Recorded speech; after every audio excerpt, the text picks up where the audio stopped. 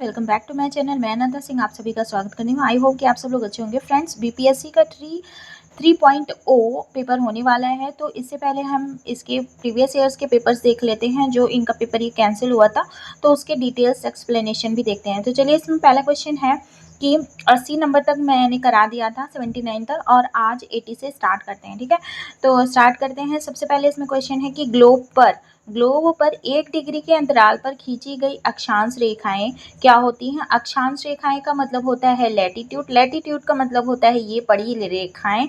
तो ग्लोब होता कैसे है, देखिए यहाँ पे मैं आपको समझाते चलूंगी। ग्लोब ऐसे होता है, ठीक है। तो ग्लोब में ये जो होती है ना, ये होती हैं लैटिट्यूड्स, ये अक्षांश रेखाएं होती हैं।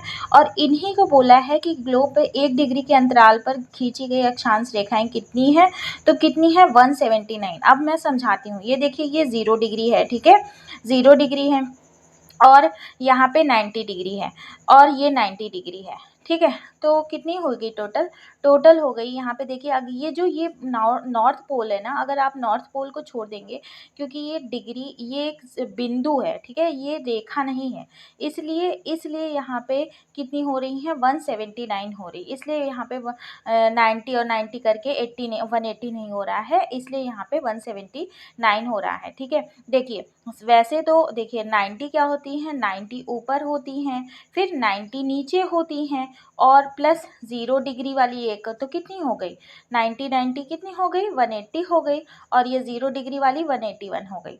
लेकिन यहाँ पे क्या है कि आंसर 179 कैसे आया।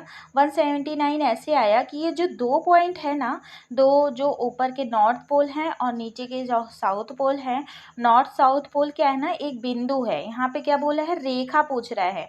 तो जब बिंदु को हटा देंगे तो 181 में से अगर 2 हटाएंगे तो कितना आएगा 179 आएगा, ठीक है। इसलिए इसका आंसर 179 है। तो यहाँ पे मैंने आपको अच्छे से एक्सप्लेन भी कर दिया, ठीक है। अब ये आप कभी नहीं भूलेंगे।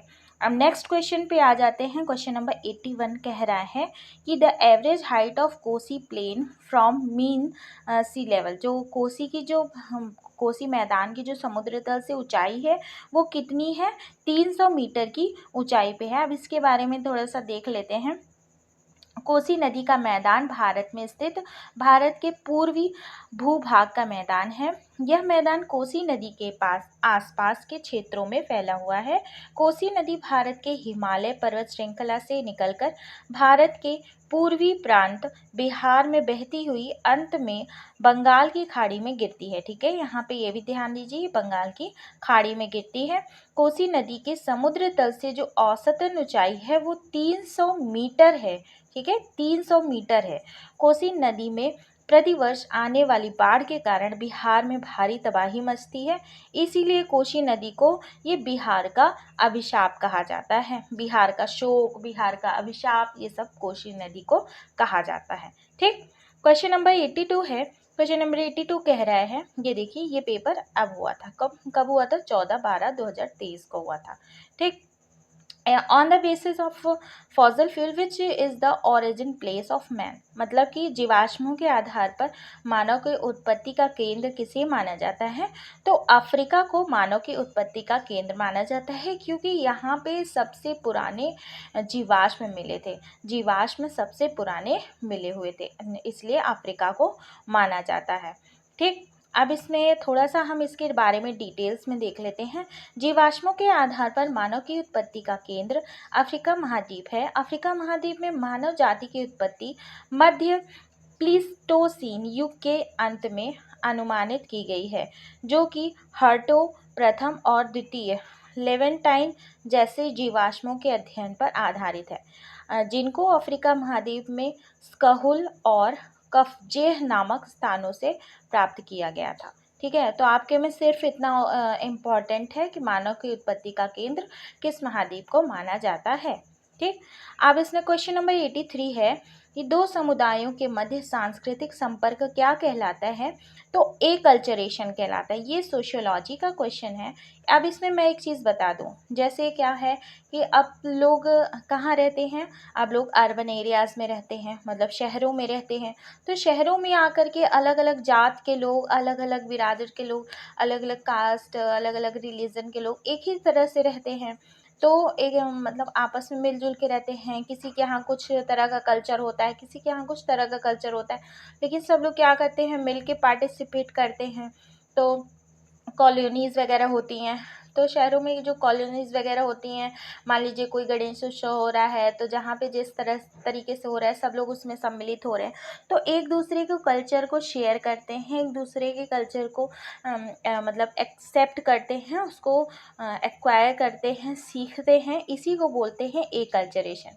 ठीक, अब इसमें ये सब पूरा इतना में लिखा हुआ है। क्वेश्चन नंबर 84 पे पहुंच जाते हैं। क्वेश्चन नंबर 84 कह रहा है कि बरौनी तेल शोधक संयंत्र बिहार के किस जिले में है। ठीक है, अब बरौनी तेल शोधक संयंत्र बिहार के किस जिले में है, तो वैसे तो बिहार के बेगूसराय ज़िले में है। तो ठीक है, बेगूसराय ज़िले में है। अब इसके बारे में थोड़ा सा हम देख लेते हैं, कि ये बेगूसराय ज़िला बोला है, तो ये ज़िला के कौन से बरौनी गांव, मतलब बरौनी जहाँ पे ये कस्बा है वहाँ पे। देखिए, बरौनी भारत के बिहार राज्य के बेगूसराय ज़िले में स्थित एक कस्बा है। ठीक है, तो ये कस्बा में, तो यह कहाँ है, यह गंगा नदी के किनारे बसा एक शहर है। तो एक बार देख लेते हैं, ये जो बरौनी संयंत्र है, ये कब इसकी स्थापना हुई। इसकी स्थापना तो मतलब कि कब हुई थी, 1964 की स्थापना हुई थी, लेकिन ये राष्ट्र को समर्पित किया गया था 1965 को, राष्ट्र को समर्पित किया गया था।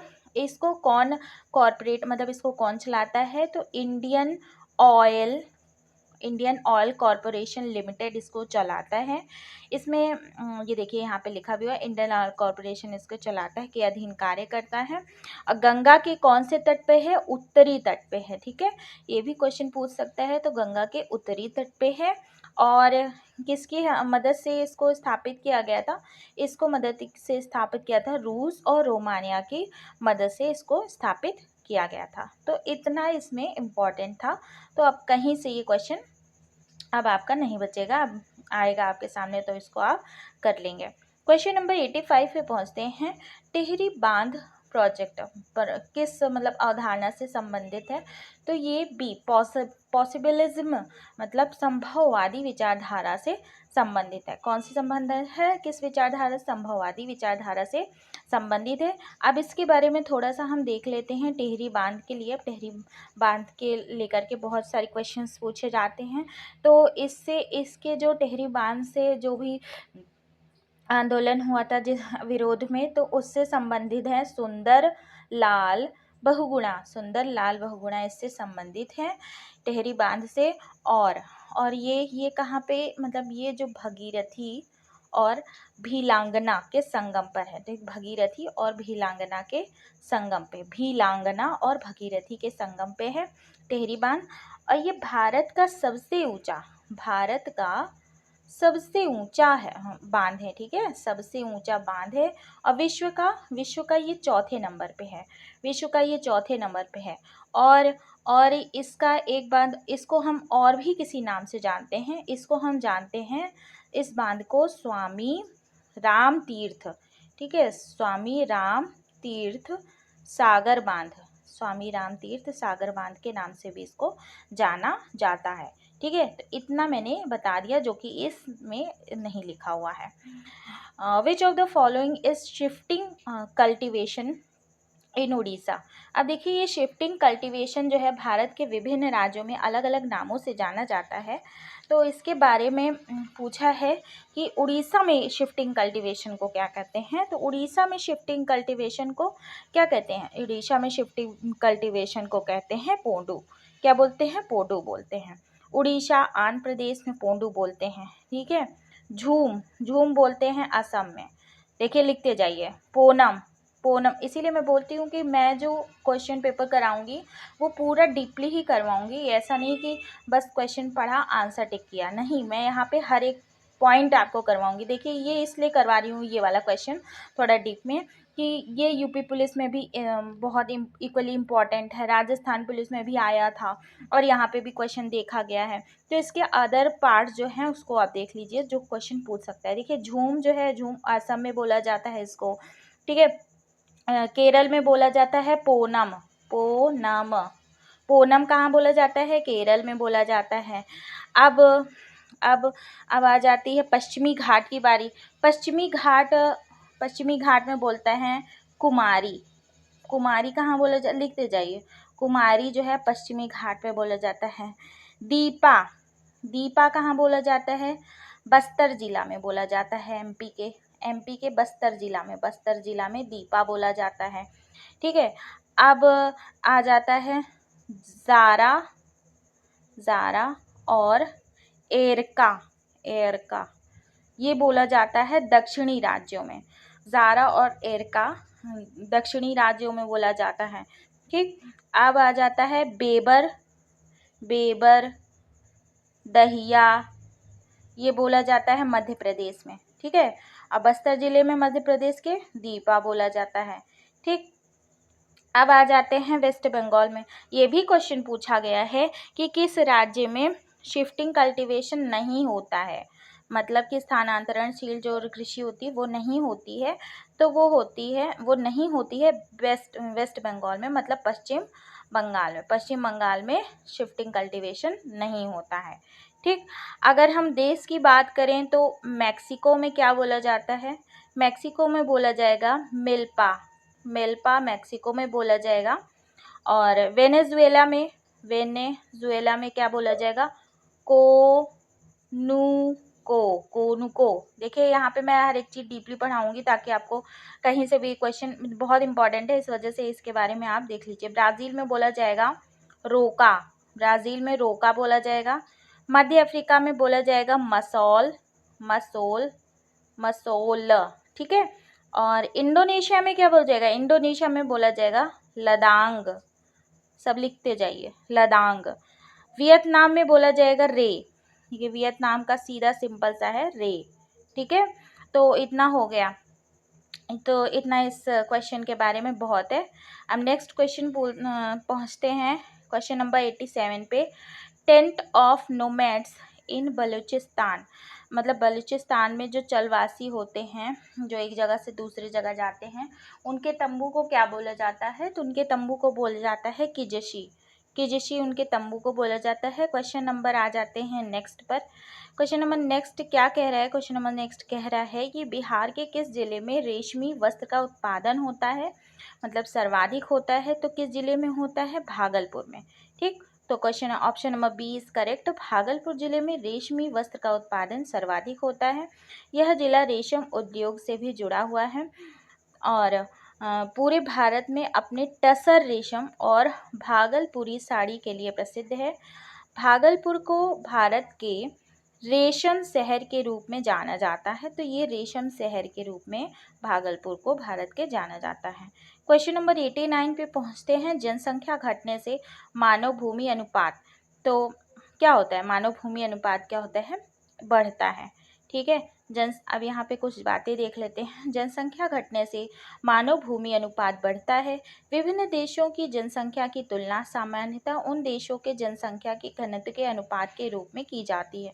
इस विधि में मनुष्य और भूमि के अनुपात को ध्यान में रखते हुए तुलनात्मक अध्ययन किया जाता है।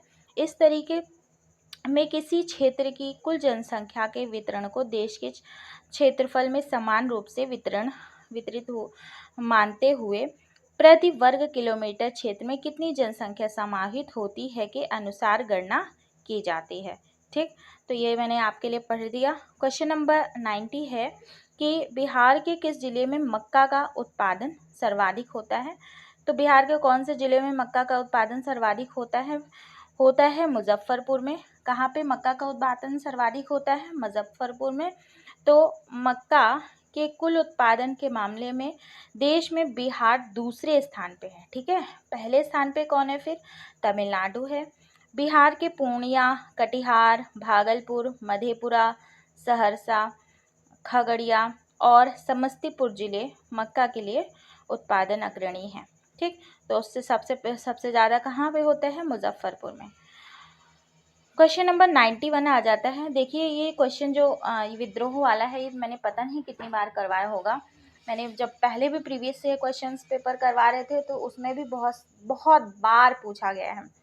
तो इसमें बोला गया है क्वेश्चन नंबर 91 में कि 1857 के विद्रोह के नेता कुंवर सिंह किस स्थान से संबंधित थे? तो कुंवर सिंह कौन से स्थान से संबंधित थे? अब देखिए यहाँ पे हम सभी का इकट्ठे देख लेते हैं, क्योंकि हमें क्या है ना, हमें लर्न करना है यहाँ पे। तो कुंवर सिंह जो है जगदीशपुर के थे, नाना साहेब कानपुर के थे, जनरल बख्त खान दिल्ली के थे, बेगम हजरत महल लखनऊ के थे, और रानी लक्ष्मीबाई कहाँ की थी? झांसी के। ठीक, फिर मिलेंगे नेक्स्ट क्लास में। तब तक के लिए अगले अगले के मतलब अगले क्वेश्चंस को और डीपली अच्छे से एक्सप्लेन करूँगी ताकि आपको समझ में आए।